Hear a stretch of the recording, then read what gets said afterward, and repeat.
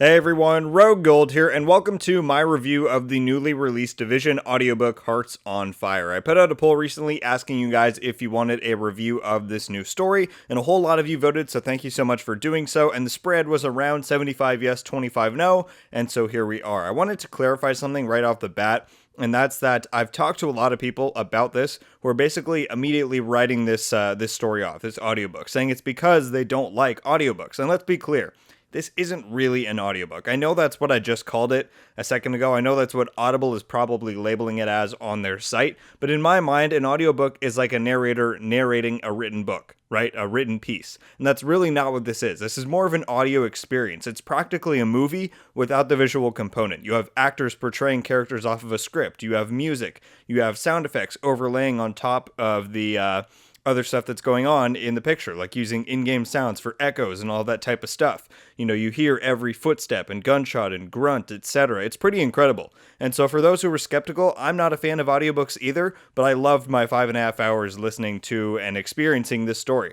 So I'll say right now that I highly encourage everyone to at least give this a shot. As I said, it's on Audible and you can get a free trial for like a month like I did, and then you can cancel it right after. So certainly go try it out if you have not yet. I certainly recommend it to anyone who's a fan of the Division, and specifically the Division 1. With that said, I want to give a brief non-spoiler overview and premise of the story for anyone who may not have listened to it yet, and then I'll give a very clear spoiler warning before we dive into those and my full review. Alright, so Hearts on Fire takes place before and during the events of the Division 1 in New York City. Like I said, it's a 5.5 hour story broken up into 6 chapters.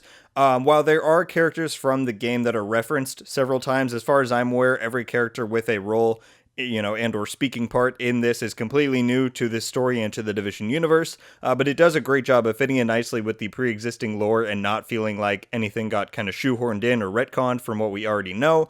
It stars Melanie and Johanna as your two primary characters, and those are voiced by Katie Sackhoff and Shannon Woodward respectively. Katie Sackhoff you may know from The Mandalorian or Battlestar Galactica is where I grew to know her in, and Shannon Woodward has been in Westworld, and she voiced Dina in The Last of Us 2 if you play on PlayStation, so she's had some prior experience in video game and voice work. So Ubisoft certainly didn't skimp on getting some high quality talent here, and I think it really did pay off. Without saying too much about the story, you should know going in that this is a very character-focused tale. There's certainly action and intrigue and exploration as you'd expect from the Division, but the point of this story isn't to stop some massive threat, like hunting Aaron Keener to stop his doomsday plan in Warlords of New York, right? The story really focuses around the conflict between Melanie and Johanna, who are sisters, and so every other external component here really revolves around that conflict.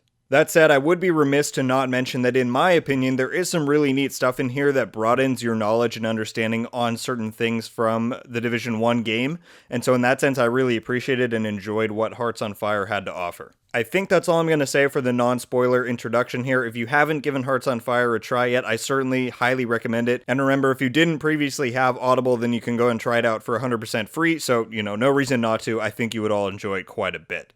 Okay, I'll say this now, and I'll say it very loudly. Spoilers are to follow. If you've not listened to Hearts on Fire and you don't want to be spoiled, then you should click away and come back after you've finished it. I'm not necessarily going to run down the entire plot, but I'm going to talk about various parts of the story freely, so last chance to dip out if you do not want to be spoiled. If you do, thank you so much for your viewership, and I hope to see you back after you read it.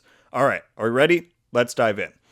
And honestly, I don't even know where to begin. I guess I'll start with what I just mentioned a minute ago, which was some of that neater stuff. And that was the more personal look we got to see at some of the enemy factions, namely the LMB. The cleaner perspectives we got were just, pretty pure evil. Johanna and her crew definitely had a few screws loose and didn't really have many redeeming qualities. But I thoroughly enjoyed the time that we spent with, oh boy, was it Colonel? I think it was Colonel, Captain, Lieutenant? Xander's, that character. It's harder to check back when it's not a physical book, and I'd have to go and re-listen to some of those parts of the story. But the character of Xander and his unit in the LMB, I think they gave a very different perspective on the LMB that we haven't really been offered before. From the game alone, at least in my take of it, they've always seemed like a group that's committed to the mission above all else. Whereas, here we kind of get to see that they're committed to each other above all else, and in doing so, complete the mission as best they can, or as we see, abandon it if it becomes too costly for their own team and their relationship. So I think that was really cool. I like that perspective. The way they made an alliance with Johanna and the Cleaners was really cool. The whole external struggle at the bank and then the betrayal from the Cleaners later on, all of it I thought was really cool.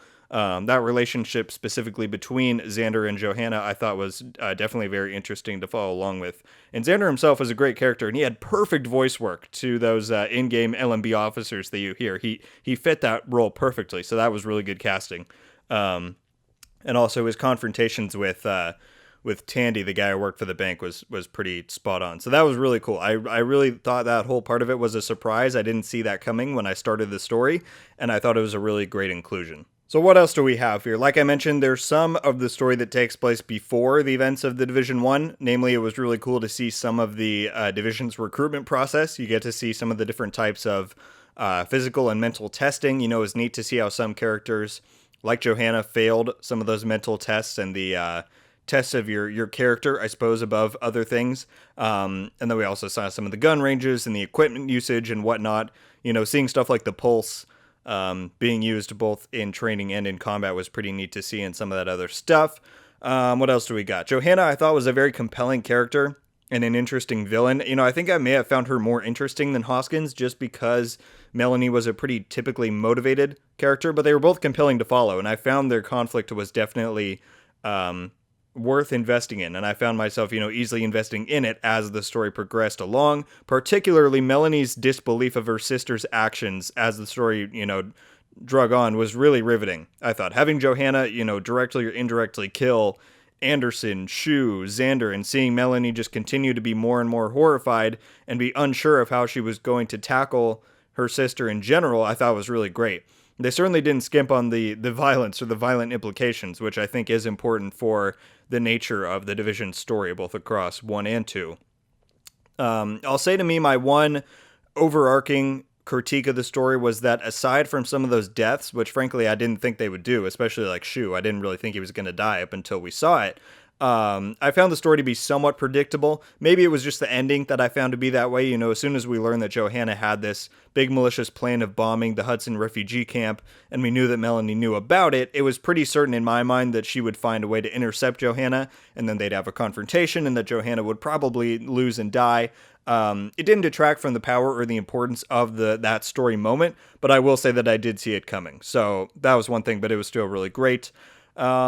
All right, well, I guess those are some of the story beats that I found the most interesting and that I wanted to comment on. Now I do want to give a brief rating for each section of the story here. The categories that I've laid out are the story, the acting, the production, and then the lore/game tie-ins. And I'm going to rank each of these categories out of 5. So starting with the story, I'm going to have to give, I think, a 4 out of 5. There are very interesting time periods and perspectives to look at, you know, between Melanie's progression through Division recruitment and agency, and then seeing the LMB stuff.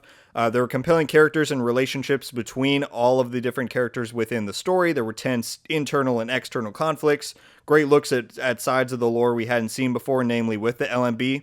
And while it was a bit predictable to me at times, that didn't ruin my enjoyment of it whatsoever. So 4 out of 5 for the story. For the acting, this is a little tough. I'm going to say 4.5 out of 5. The performances were stellar. Like Hoskins, Shu, Xander, and Johanna were all standouts to me. They sounded sincere and authentic, and everything there was great. The only reason I'll give it a 4.5 is that at times the immersion was broken for me just a little bit from the characters' physical sounds. And by that I mean like the grunts, the groans, the panting, the breathing, all of that kind of stuff. I think they did it as best they physically could, but it's just tough to replicate something like the physicality of what a Division agent would go through when, you know, this actor is standing still in a sound booth. I notice it the most from Katie and Melanie. That's not a bash on her at all. Rather, I think she just had the toughest job because she had the most screen time or airtime, however you would label that.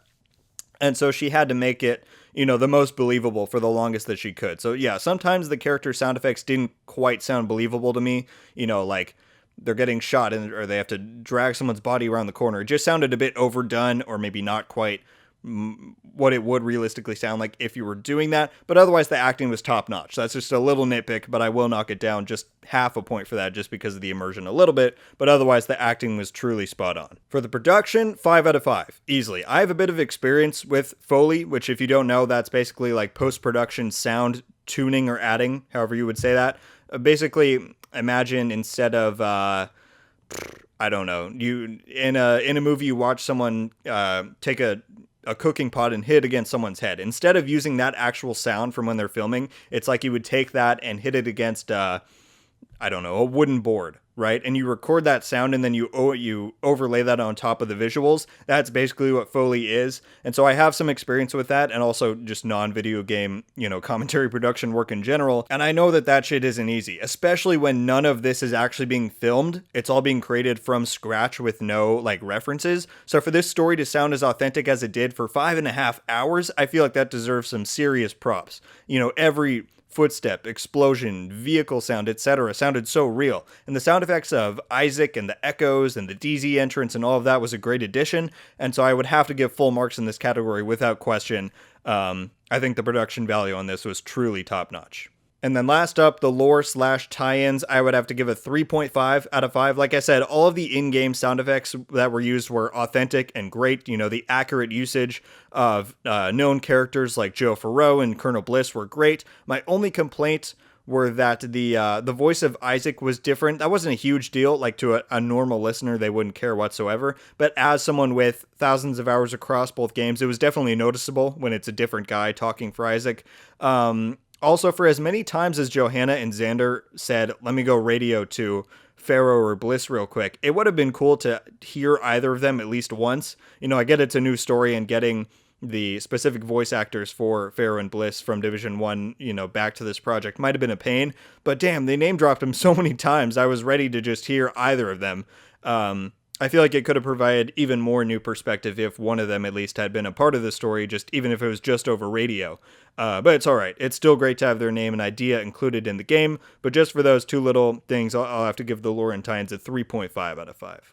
Alright, so if I take the composite score for all of those 4 categories, you'd wind up with my rating for The Division Hearts on Fire being a 4.25 out of 5. That's going to do it for today's video and this review, guys. Thank you all so much for watching. Leave a like if you enjoyed this video, and be sure to subscribe with notifications on so you can be updated every time I upload. Leave any and all of your thoughts, questions, or your own reviews of Hearts on Fire down in the comments below. I'd love to get a discussion going about this newest entry into the Division franchise and the greater universe while we continue to wait for some more game content, I'll say, for the Division brand overall. But with that said, I think that is everything. That I've wrapped it all up. Once again, thank you all so much for watching. I hope you have a wonderful day, and until the next one, guys, RogueGold out.